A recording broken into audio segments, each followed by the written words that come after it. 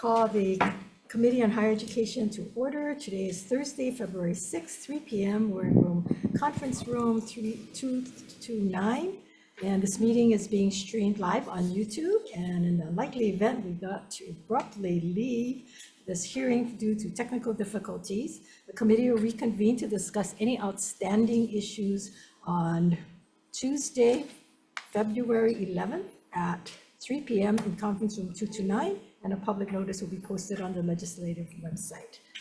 There is a 2-minute time limit per testifier, and so we will start off with our 3 p.m. agenda, which is decision-making only, and we don't have a quorum yet, but as soon as we do, I do have some questions. Senate Bill 663 was deferred from the last hearing, or the last two hearings, and this is relating to the University of Hawaii College of Tropical Agriculture and Human Resources. This is for positions at the College of Tropical Ag, 8 full-time equivalents and 4 technician positions equivalent for community coordinator positions. We had asked that we be given further information regarding vacant positions and any other positions that possibly could be used for these positions instead of giving you new positions. And we asked that this information be given. And I received an email this morning at 7:56 a.m. And all I got was this email with no attachments. And what was said was that they found a total of 56 vacant unfunded positions. These positions were previously supported on federal funds associated with specific projects. They're no longer available. Therefore, we plan to abolish these unfunded positions. We also found 39 vacant positions as of today, of which 12 are faculty positions. All of these 39 positions are currently in different phases of recruitment, but I didn't receive the positions. I don't know how they're being recruited. I don't know what they're being recruited for. I don't have any idea as to the fill dates. And so at that, I'm going to defer this again, because until you give us more information that we asked for, you had a week to do this. Provost Bruno, I don't know why we don't get the information. If you want the positions, then you should be giving it to us. Chair, apologies. I think that was not clear as to the, I think the college was looking at this as more of an informal inquiry and not a formal response to the committee. So for that, I apologize. But we have all of the details. Did you watch the hearing? I did not. Okay, then you would have known that it was not just an inquiry. Yeah. That's why we deferred it. Yeah. Because you know that I look at all the vacant positions, and I wanted to see what the positions are or what the fill dates are. Yeah, we have the position numbers, the position types, how long they've been vacant, and the state of the recruitment for each one. And there's a number of them that will be abolished. And then, like was indicated by the dean in his email, a number, I think 39, that are in recruitment. And we have the information on where they are in the recruitment. And we can share that with the committee. Okay, well, this is what you should have shared it with me. Yeah, I apologize. Well, yeah. So I'm going to recommend that we defer this measure. And then the Madam next. Chair, can we Yes. defer the measure until we get the information? We've all had a chance to review it, because it's, frustrating to sit here in committee and then be given the information, try to read it and make sense of it in the few minutes. Yeah, well, we didn't even get it, so. Yeah, so Okay, so we're going to move on to the next item. Senate Bill 672 relating to capital improvement projects, and this is for the Waimanalo Research Station. And we asked that Jan Govale, who I'm glad to see you here. So CTAR is asking for $4 million increase. I want to increase it to $5.5 million for the animal science. This is for, I guess the question I asked is why wasn't this part of your CIP request? So it primarily comes down to timing. I think by the time Parwinder or the dean of CTAR was able to gather the necessary information that would be detailed enough for our office to assist in putting together a budget request. That was all done after our deadlines. So it's basically timing. But my understanding is that this has been needed for a while. It's been sitting there in disrepair. Is that correct? I mean, The details of this project, I've only recently learned more about, but up until this bill, I would say we've been monitoring, we've been working with the college to come up with a broader plan for all of their research facilities, this being one of them. well, that's kind of what we wanted to see, because we have so many CTAR bills, we wanted to Yes. see a global picture. So is the university ready to decide that this is the one measure we should be moving forward on at this point? I am not personally able to make that determination, but ultimately, it's the Board of Regents, it is the Board of Regents approved budget, so at some point in time, we will be submitting it to the board. Okay, so you're saying that we should defer this until the board looks at it? The Board of Regents look at it? No, I mean, I think that there is, if there are other members outside of the university community who support this measure, we likewise support it from that standpoint. Okay, so what of your CIP priorities should we delete so we could add this one in? I would say none of them. Okay, so you're not ready to propose this as one of your CIP priorities? I cannot propose it as a board of, I don't propose, it's not my CIP budget, right? It's the Board of Regents approved CIP budget that was approved by the board in November of 2024. I do not believe I have the authority to unilaterally switch projects around. Okay, so would this outside be of would this be a proposal that you would submit to them?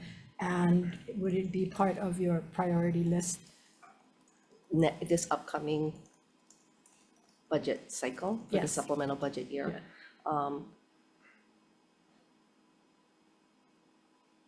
See, I'm I trying don't to, have enough information at this time to honestly, I don't, we're still, we need to, I do believe we need planning money. The construction funding is probably not appropriate at this time. We have met with the dean a couple days ago. And so we do think some of this funding should be repurposed to do the design and planning efforts so that we can actually come up with a more feasible project description with a timeline. Because I have no ability to make that determination right now. We don't have enough information. Neither do we. Right, so- understood. so Understood. you're responsible, or the university, for these projects, and then you come here to us, and if you can't make that decision, then why is it coming to us?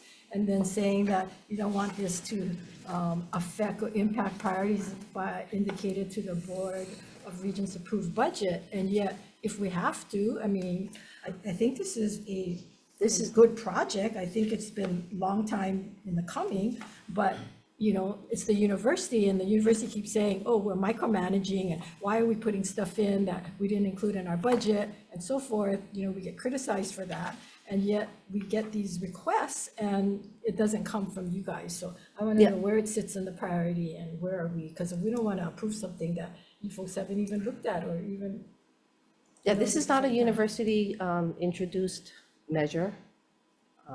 So from that, in that regard, yeah, it cannot be prioritized over what's already been approved by the Board of Regents. Okay. Questions? Any other questions? Okay, at that then, members, I'm going to also defer this measure until we get from the university better direction as to how it fits into all of your priorities. Okay, with that, we are going into our agenda.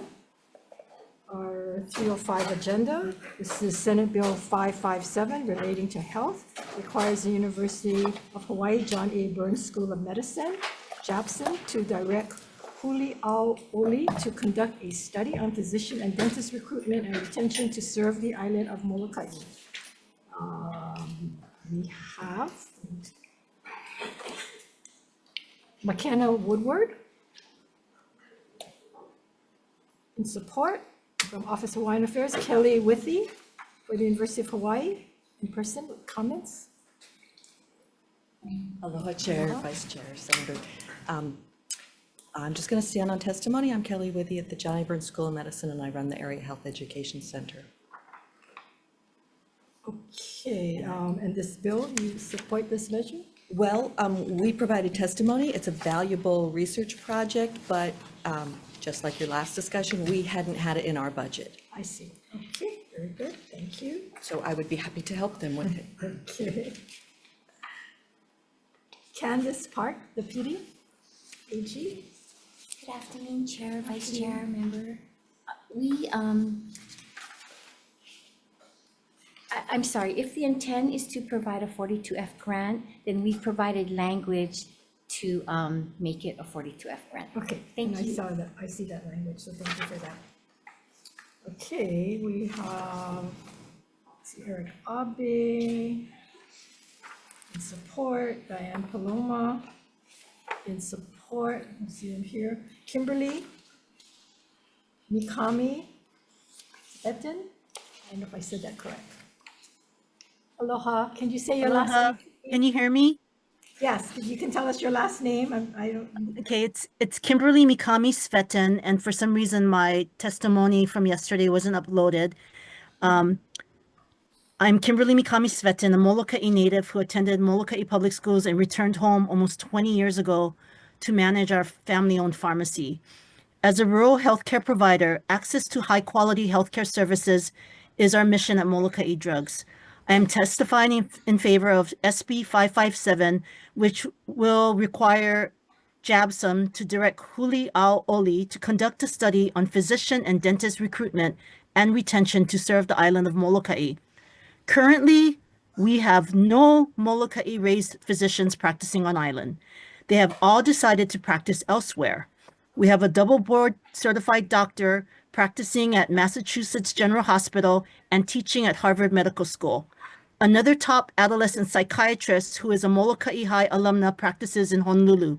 We also have 3 Moloka'i doctors working in Texas, 2 Kamehameha Schools graduates and 1 Moloka'i High alumnus. The late physician Noah Emmett Aluli was my doctor. Since his passing 2 years ago, I am now on my 4th primary care physician. It is very difficult to retain physicians unless you offer housing or discounted housing, medical school student loan repayment, and respectable salaries. I'm not sure you know that for the bulk of Moloka'i residents, it now costs about $215 for 1 dental cleaning. In 2024, we had 4 dentists. As of the beginning of the year, we have 2 dentists and 1 locum. 2 of our 3 dentists on Moloka'i no longer accept dental insurance. The Moloka'i Community Health Center accepts dental insurance, but it is as much as a 5-month waiting for a cleaning. We pay for 100 of the dental premiums for my staff at Moloka'i Drugs. However, most have stopped going to the dentist or see dentists on Maui and Oahu. I'm here for any comments. Thank you for reading my testimony. thank you. Let's see, we have a dean of medical school, is it there? Yes? Oh, okay. Thank you.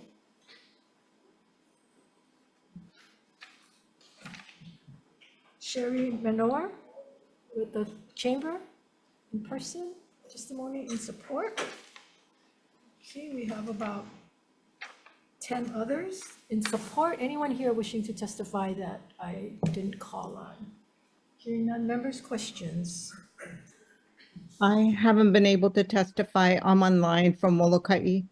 Oh, okay, can you identify yourself, please?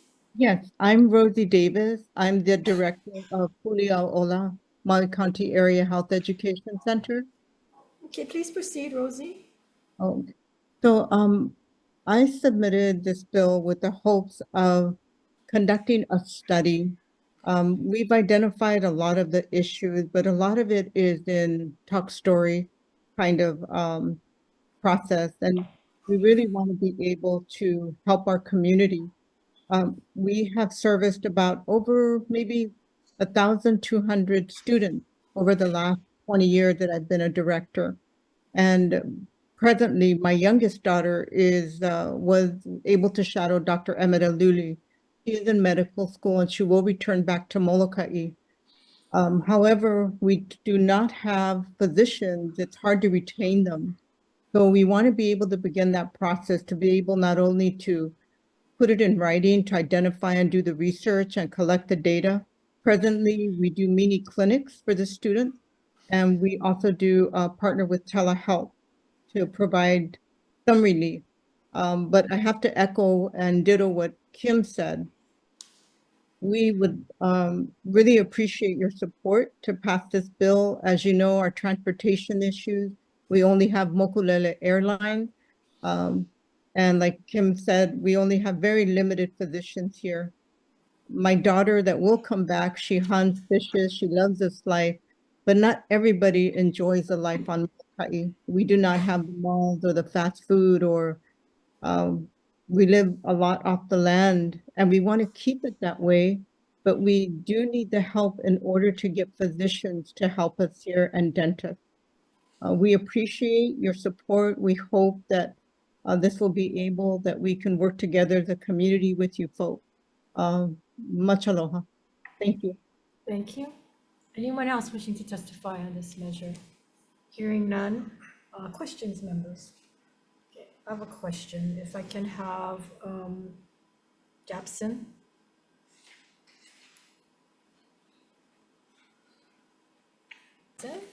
Yes, we think it'd be simpler for it to go to Huliaola, the organization that Rosie Davis represents. Okay, how would Japson say that we should address this issue of physician and dentist recruitment? Well, we have a full report that talks about the physician workforce and many of the resources that we need, which were mentioned. Loan repayment, we have, thank you. Housing support, we definitely need. Transportation, a huge issue there. And then we need for them telehealth, easy access, trusting the providers that are on the other end. We need more allied health folks to go there as well as doctors. There is a whole, we could put together a very nice plan that would apply to many of the rural areas. And I'd be happy to work with them. So do we need a study then to do this? They want to study.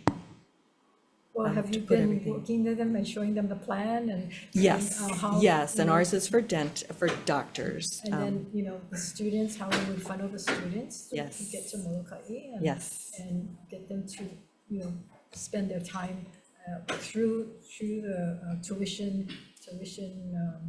The help loan yeah, repayment the program, yes, and scholarship, so forth. yeah. And as Rosie mentioned, she has 1,200 kids who've gone through our programs, and we're hoping to get them back on island, but as they also mentioned, they don't all come back. So yes, we will work with them no matter what, and develop a plan for especially Molokai Lanai Hana, the very rural areas.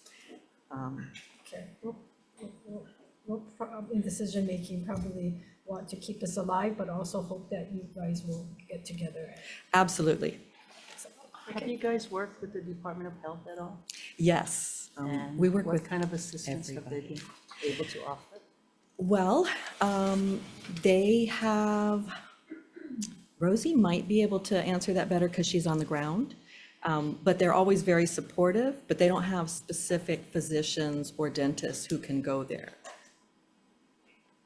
Okay, thank you. Questions? No, thank you. Thank you.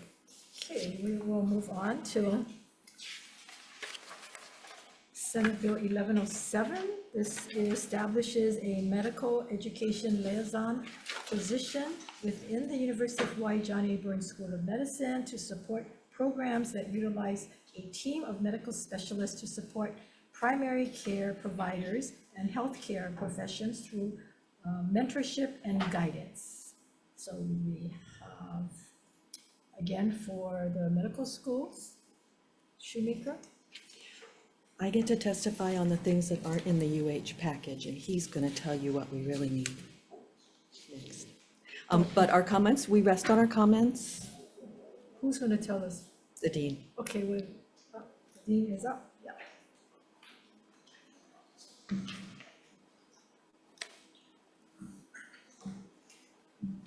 Chair Kim, Yes.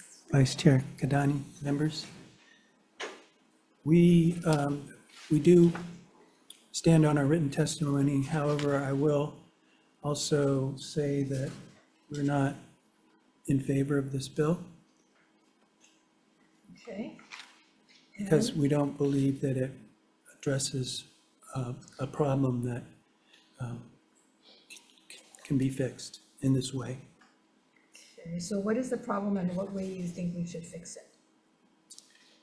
We don't think there is a problem. We do have 5 echo clinics in Hawaii, and they're actually administered by Hawaii State Rural Health Association, which is a private nonprofit based on Big Island. UH itself is not an echo hub. We're not really a provider of this very beneficial distance education program. So we would recommend they go through Hawaii State Rural Health Association, and then we can assist as we do already for many of the echo clinics. Okay, did you, by any chance, talk with the author of this measure? No, we don't know who we know who introduced him, but we don't know the actual author. Well, that's the author at this point, right, who introduced it? Senator Rhodes, I believe, introduced this measure. Okay, there's no other testimony, thank you. Oh, I'm sorry, I didn't read everybody, I didn't go down the list, okay. AG. Sorry, I'm getting ahead of myself. Vice Chair, committee member, we recommend identifying the bill as a law statewide concern, and we recommend inserting standards for the issuance of the grant. Thank you. Okay, thank you. Aaron Rudek. In support. Eric Abe in support. Nika Martin. Daniel Saltman. Jason Yowers, all in support. Anyone else here wishing to testify on this measure? Anybody on Zoom wanting to testify? If not, members, questions? Further questions? None? Okay, we're moving on to Senate Bill 1204. Starting with Michael Bruno.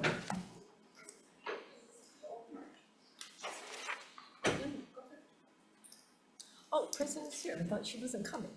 Sorry. Okay, well, we love to have you. Welcome. Okay. Girl.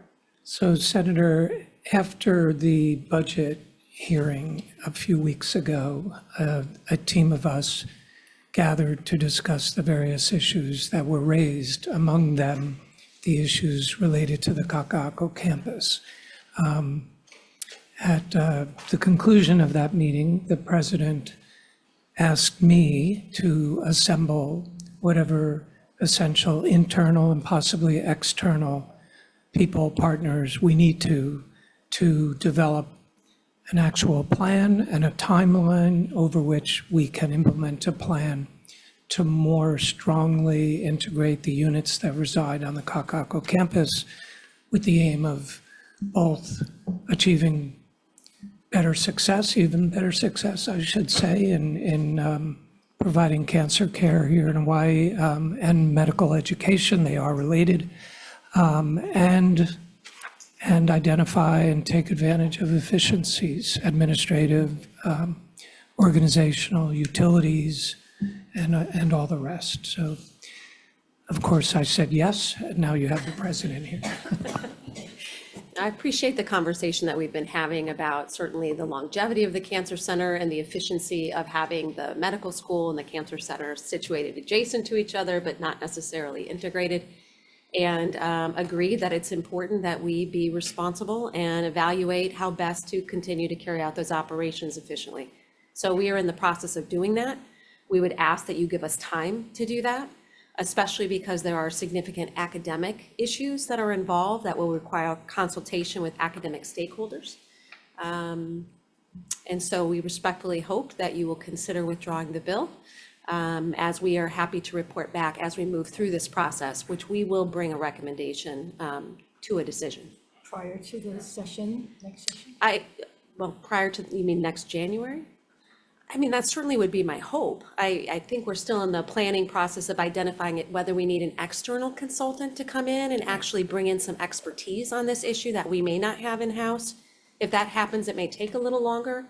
But obviously, given the stakes of the number one, the only, maybe, medical school on site and in creating the physicians for the state, as well as the cancer center that's in the top 4% in the country, we have to get it right for the people of the state of Hawaii. And I did defer this measure last year because I was told that we would have something Understood. in place, so if I sound skeptical. And so I do want to, for the record and for your information, President, so you can understand where the committee is coming from. So I am going to read some excerpts from the Committee on Independent Audit meeting January 27, 2016 of the Board of Regents, where President Lasner remarked that the center has been a primary subject of attention during his tenure, and that soon after, as an interim president, it became apparent that the center needed attention because the center's expenditures substantially exceeded its revenues, and once substantial reserves are declining precipitously. He recounted how the legislature last January, and now this is 2016, grilled him, that's his words, and that he had not been provided with a clear path forward and a plan that he was confident would balance the budget, achieve success with the NCI designation, and take the center forward to provide the cancer care he believed the state, university, and community had invested in. In the fall, he requested the board support in submitting a request to the legislature, even though there was still no plan. Okay, this is 2016. And he said that he was delighted when the governor agreed to support $4 million of the $5 million requested. He comments that it has come more slowly than he had hoped and expected, and the path had been tortuous with twists and turns.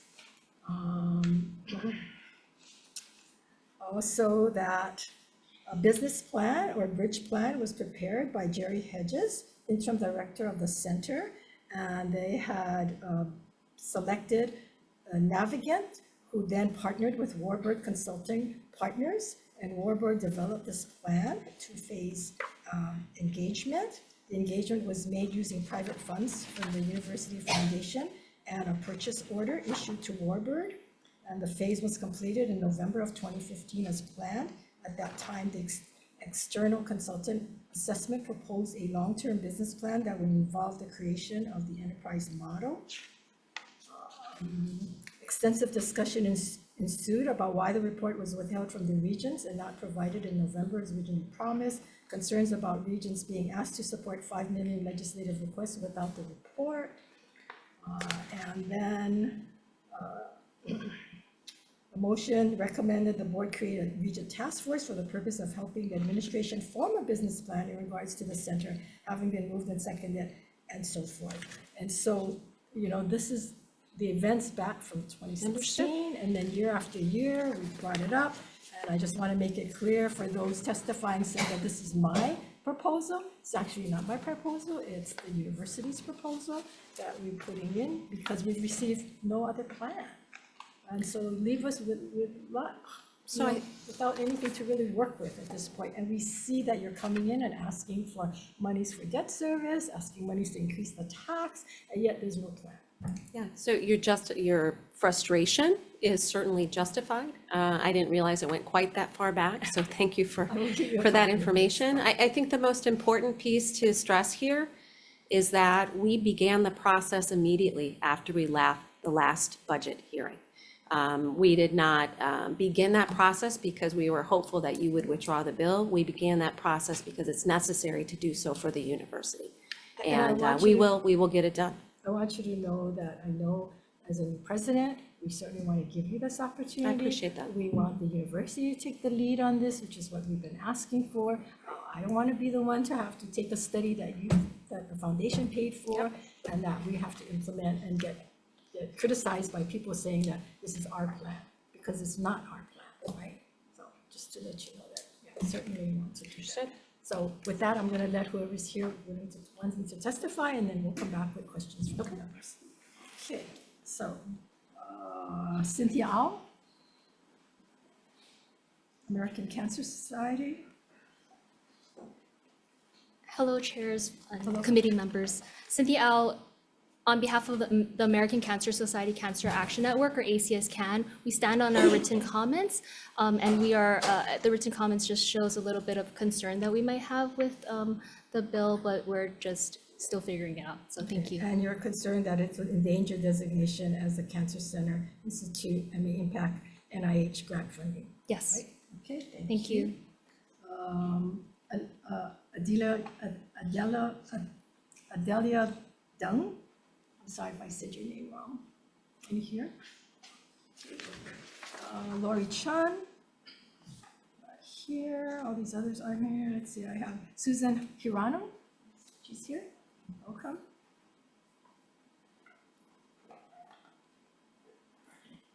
Good afternoon, Chair, Vice Chair, Committee. My name is Susan Hirano. I'm here as a patient. I just wanted to bring a patient perspective to this bill. The Cancer Center is providing clinical trials to patients like me with metastatic breast cancer, as well as all different types of cancers. The clinical trials are brought in once the standard of care no longer is working, and that's what's happening with me at the moment. So like myself and others who have to come from other islands, or even on our island, we have to consider clinical trials on the mainland, which requires us to leave our families and our biggest support system during one of the most critical times of our lives.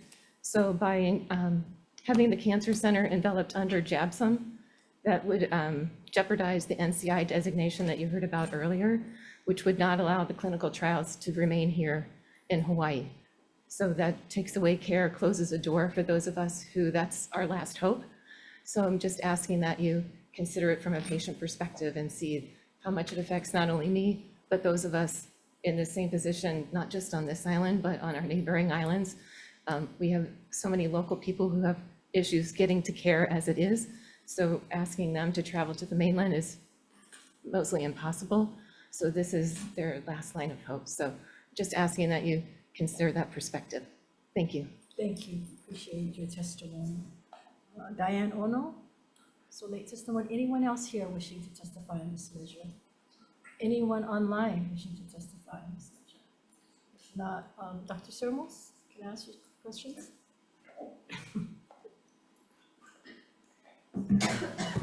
Vasily Sermos, I'm the Vice President for Research. Yes, Chair. There's about, what, 72 cancer centers, with NCI designations across the country? Yes. To that effect. How many of them are combined or integrated? From what I understand, half of them. Half of them. So in their case, it didn't affect the NCI designation, right? I don't think that there is anywhere in the P30, the NCI designation grant, the requirement that a cancer center and a medical school should be separate. Okay, well, I just want to make that clear because almost every single testimony in opposition states that it's going to jeopardize the NCI. And my understanding is that that's not the case, that there are many, as you said, almost half of them that has combined and has that designation. Yeah, as I said, at NIH, the P30 does not require that a cancer center, in order to be NCI designated, should be separate from a medical school. And also, I think in the past it was brought up that we could lose a designation if the director has to report to the medical school director or anybody else. Is there anything in the P20 that says that? The P30, I think that what the P30 says, and both Sam and Naoto are here, it says that the cancer center director is like a super chair. He is not like a chair of a department, but he has its own, he or she has authority over their budget, their hiring, their positions.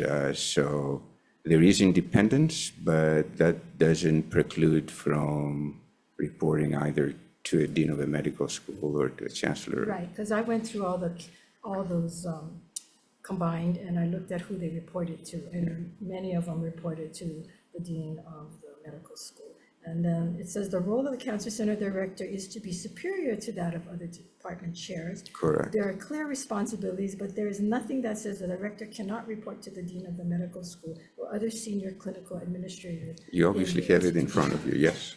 That's what the guideline is. Well, I just want you to say that so that I'm not sure who's telling people that are testifying that it's going to jeopardize the NCI designation, because it seems to be that that's false information at this point in time, right? It can be both ways. Either it can be independent or they can be reporting to a medical school. Okay, I just wanted to be sure that we could get that on the record at this point. Okay, thank you. Members, any questions? Hearing none, okay, we will move on to Senate Bill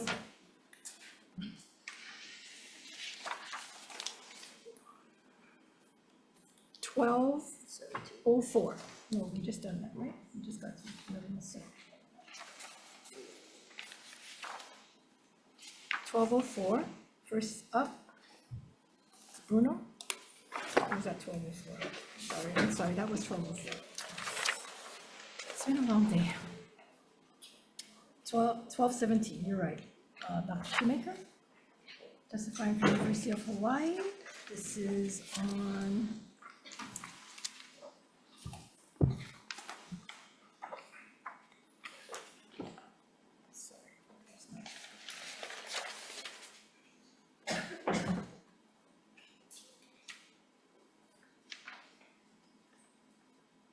relating to the positions of the John A. Burns School of Medicine, appropriates funds to university for faculty positions in the fields of cardiovascular biology, tropical medicine, and quantitative health biostatistics, and an environmental health and safety officer position. Good afternoon. Good afternoon.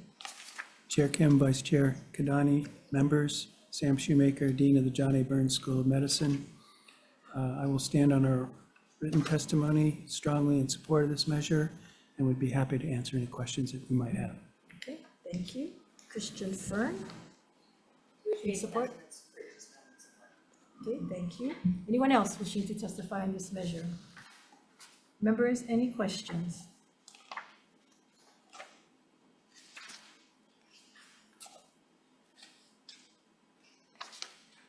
Yeah, so can we get Schmidt back? So right now, is there no other position? I mean, no other vacant position for this? The vacant positions that we have are under recruitment. Every single one? I can't swear that every single one is under recruitment, but we have a large number that are under recruitment. The other thing I would add in support of this measure is that we had a conversation earlier in the week about the physician shortage. In order to expand the medical school class size, we need more faculty to teach the additional medical students that we would like to bring into the medical school. And these faculty positions would be doing that teaching of the medical students. So this position right now would bring us more students, would expand? It would give us, it would be build towards allowing us to expand the medical school class size. Just one position going to allow you to expand? Nope, we're asking for three positions. positions. 3 positions. And just as a update, we are working on the report you requested and should have that relatively quickly. Okay, and would you have any idea at this juncture how much more you would expand? We can comfortably expand to 80 in the next 3 years, and we believe that we can get to 90 in 5 years. So you have 77 now. We have only 77 3 now. positions in 5 years? I mean, 3 slots in 5 years? It requires planning and additional infrastructure in order to add to the class size. Okay. Any other questions, members? If not, thank you. Thank you.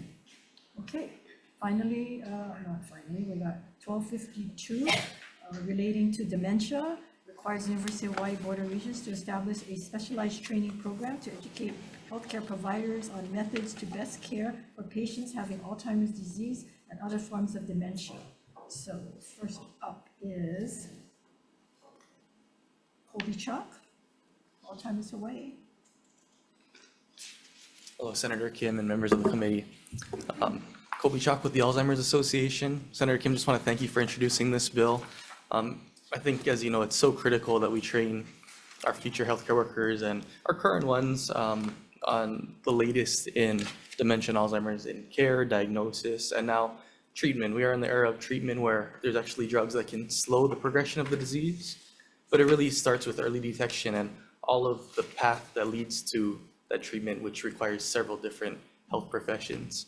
Our testimony is in strong support, obviously, but we did want to highlight some amendments that we propose that will kind of define what the curriculum might include, as well as the types of programs that it would go towards, because in addition to the healthcare providers, like such as physicians and APRNs, even social workers do the mini-cog assessment that is one of the earliest tools of detection in cognitive impairment, as well as several other professions as well.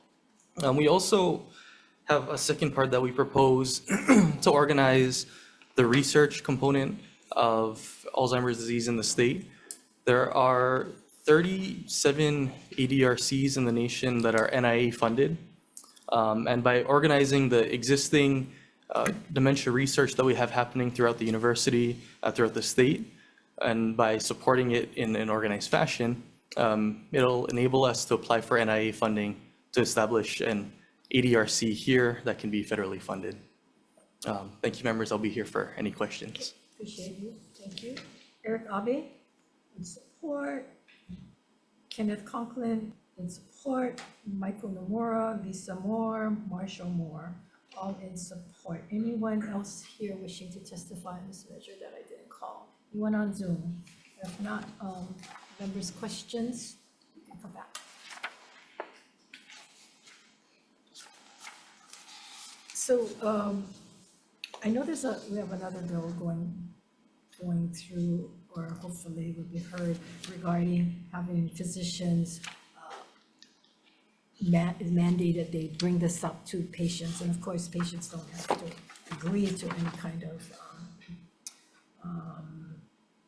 assessment, but having the physicians. And so with so many changes going on, and like you said, there are now new drugs on the market that allows to slow the process down. And so it's more promising, but a lot of times our physicians may not be aware of some of these things going on. That's right. I think the statistics show about 69% of physicians nationally, not just in the state, say that they had very little to no training on dementia when they were in medical school. Beyond that, about 40% say that they don't feel comfortable making the diagnosis of dementia. And like I said, that's national statistics, but it kind of just goes to show what the current environment is. And I think it's largely because the disease has been around for a little over 100 years now, but it wasn't really until the last 20 years that there started being developments in treatments for symptoms and now treatments for the plaques that cause the disease. Okay, thank you. So university, there's no testimony from you guys at all. Is there anyone here from the university that would be able to give us their thoughts on this? Chair Kim, Vice Chair Kadani, Sam Shoemaker, Dean of the John A. Burns School of Medicine. I do believe this is an important measure, and I would support it. Our medical students do get exposed to dementia patients, both in their psychiatric clerkship as well as their geriatric clerkship. But obviously, we could always do more. So would this program or training come under the medical school? It would. It would, and you would be of support of this? I would. Thank you. Are there any other questions? If not, okay, we're on to our final bill, which is Senate Bill 1254. And this bill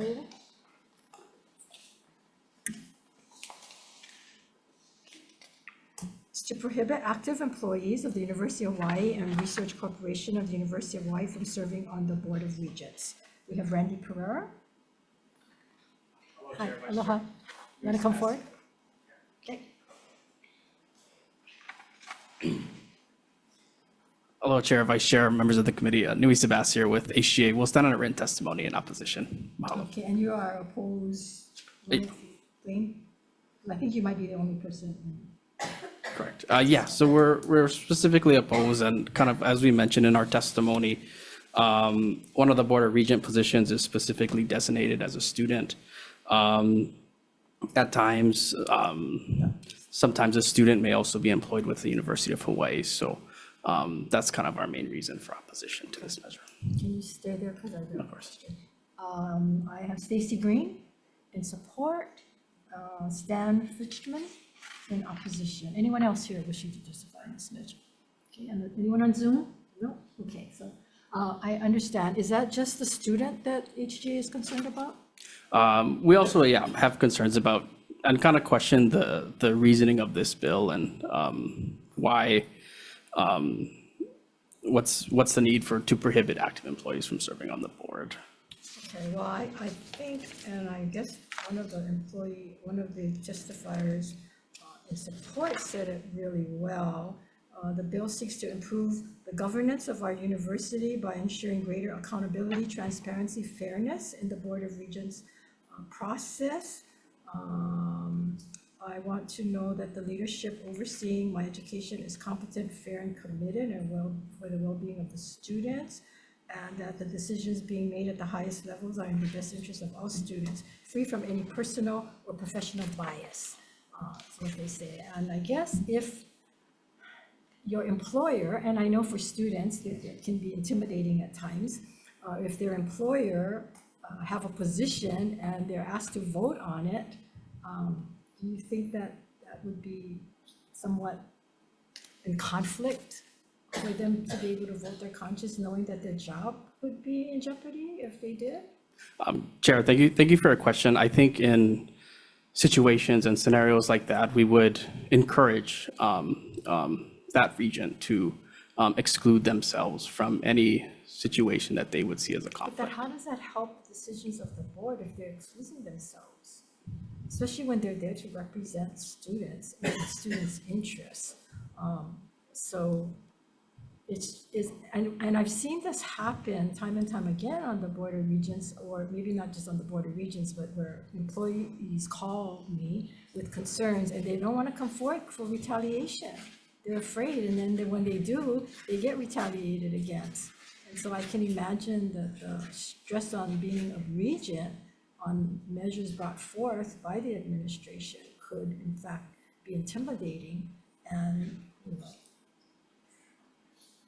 they would not probably want to go against that or speak up against that. And I've looked at the voting patterns of student regents, and as a whole, they don't like to vote against the administration. So very seldom do I see a no vote or a vote in opposition on any measure that comes forward in all the years that I've been watching or been on this in the Senate as well as being chair.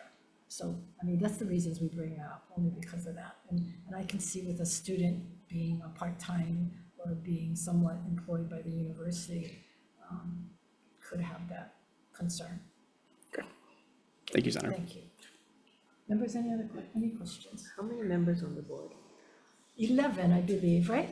11 members on the Board of Regents? Yeah, we changed, it used to be more, and we narrowed it down a couple years ago to 11 members on the board. Could we consider adding more student members? No, because the whole thing was to get fewer members so that they would Within the, whatever you have now, to appoint more student members. We have one student regent who used to be non-voting, and then we made them voting member. Yeah, I could see how that would be intimidating if there's only one student. Two they would. Well, what percentage of students that could be eligible to be on a board regent would be employed? Do you have any idea by the university? There are two types of employments within students. Most of our undergraduate students are student help, which is not truly an employment of the university. And then we have, a lot of times, we have graduate students who are also regents. And if they are graduate students, the probability of them being employed by the university is pretty high. What percentage of appointees are usually graduate students? I don't think I've seen any, right?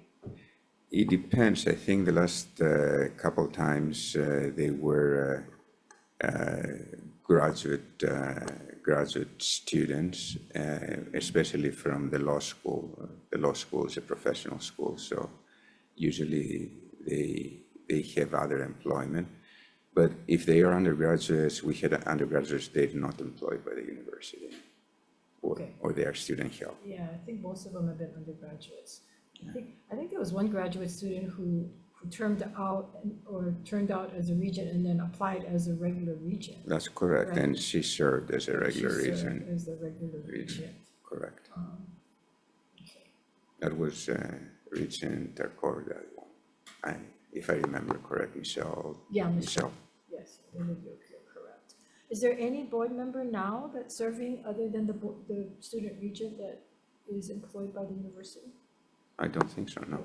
They're retired or whatever. They're retired from the university, but not serving.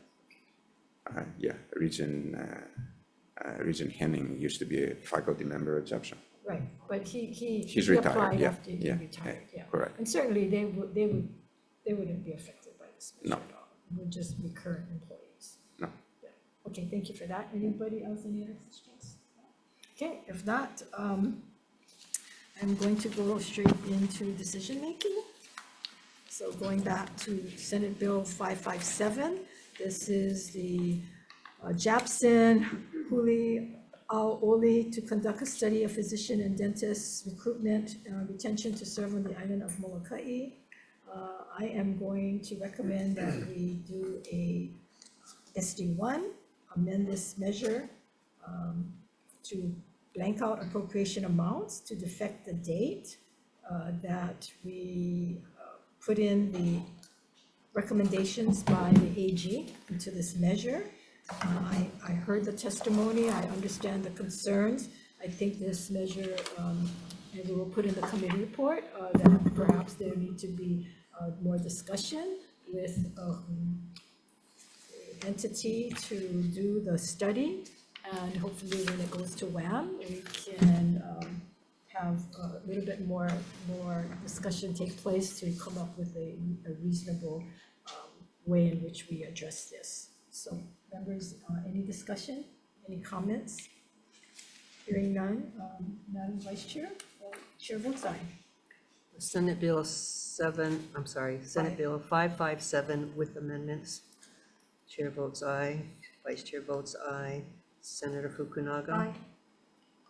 Senator Hashimoto, excuse. Senator Favela. Aye. That is adopted. Thank you, members. Senate Bill 1107, this establishes a medical education liaison person within the University of John A. Burns School of Medicine.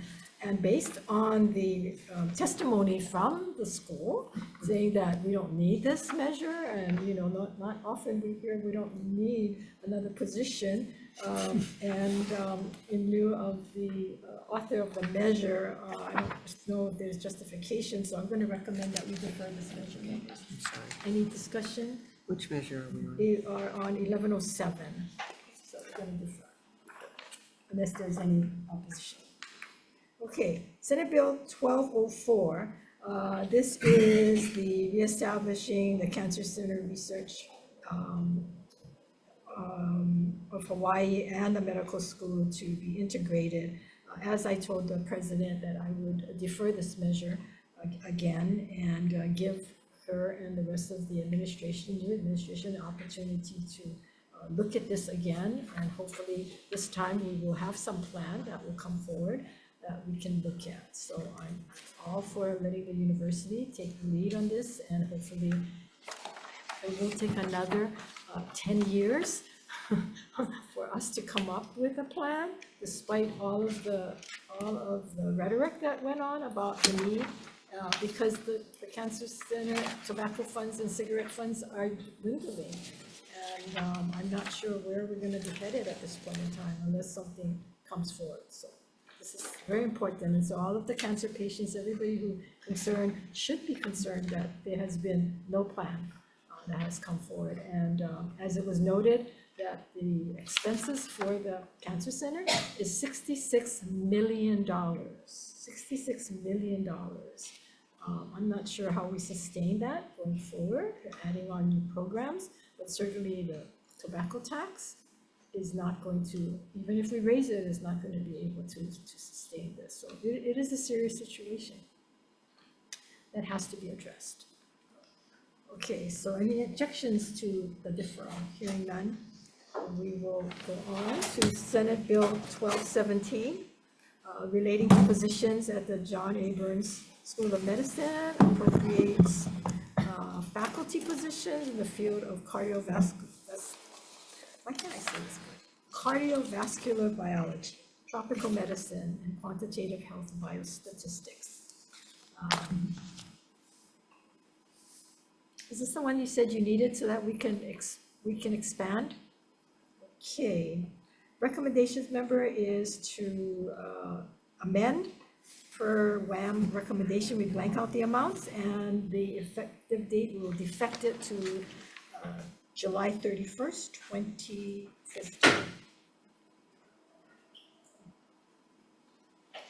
Any discussion? Hearing none, chair votes aye. Senate Bill 1217 to pass with amendments. Chair votes aye. Vice Chair votes aye. Senator Fukunaga. Aye. Senator Hashimoto. Aye. Senator Favela. Aye. Measures adopted, Madam Chair. I just want to go back on Senate Bill 557. Did I give a date, the effective date of 2050, July 31, 2050? No, but I noted that. Okay, good. So we're saying it. I know, I thought, okay, I didn't say that. Let's see. SB 1252 relating to dementia. The recommendation is to amend to SD1, technical non-substantive amendments, and the recommendation that we blank out the appropriation amounts and defect the date to July 31st, 2050. Questions, discussion, hearing none, chair votes aye. For Senate Bill 1252, recommendation is to pass with amendments. Chair votes aye. Vice Chair votes aye. Senator Fukunaga. Aye. Senator Hashimoto. Aye. Senator Favela. Aye. Measures adopted, Madam Chair. Thank you. And for Senate Bill 1250, this is relating to the border regions and prohibiting active employees of the University of Hawaii. I'm going to recommend that we, I'm not sure, the AG, did we have this? If we didn't put in the statewide concern, that we should put that in. And I want to put in the committee report the concerns about the student region. And Sorry, Madam Chair, which measure are you working? 1254? 1254. Yeah. Okay. It goes on to JDC, and I can discuss with the chair on that, and that this measure could be further amended. But I'd like to go ahead and set that forth and raise that issue, because that could be amended in JDC if they so see fit. Any discussion? Reservations, any other? Chair votes aye. Okay, so Senate Bill 1254 passing with amendments. Do we need a statewide? No, language? it has it already. It has it already? Okay, so pass as is with dialogue into the committee report. Pass unamended. Yes. Senate Bill 1254, Chair votes aye. Vice Chair votes aye. Senator Fukunaga. Reservations. Reservations. Senator Hashimoto. Aye. Senator Favela. Aye. Measures adopted, Madam Chair. Thank you. And with that, I believe that's the end of our agenda for today. We are adjourned.